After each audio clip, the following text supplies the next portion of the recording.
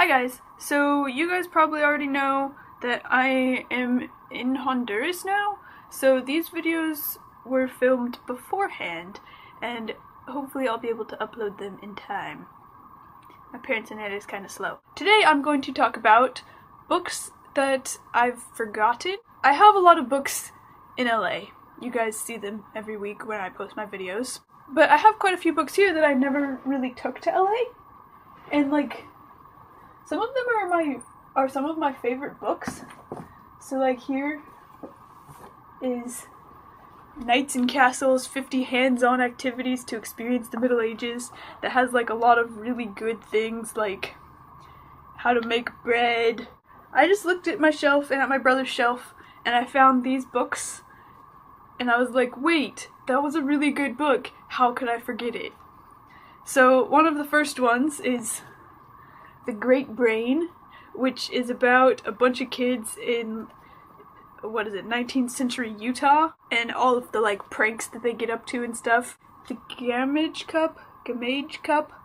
I don't know, it's one of those words you read and never say. So it's about Muggles, Gummy the Poet, and Walter the Earl are a bunch of outcasts, but they have to figure out how to save their people, the Minipins. Yeah, and this was like before Harry Potter, 1959, but it had like a lot of that kind of silliness going on with like, there's a character called Muggles, come on. And this one, The Castle in the Attic, this kid gets a birthday present which is like a model castle, but then he plays with it and then he goes into it and he becomes part of it, which is a little bit creepy but also kind of cool if you ever wish that you could like go try out the Knights and Castles life. And this is kind of like, there's this, me and Katie have been getting each other into Reddit.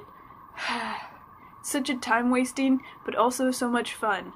So there's this subreddit called Tip of My Tongue, which is like, people say, there's this movie that had this scene in it, what is the movie?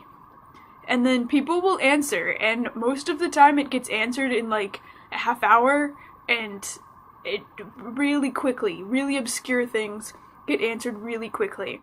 So I think this video is actually about how the internet is kind of changing memory. The internet holds kind of like a collective memory for all of us.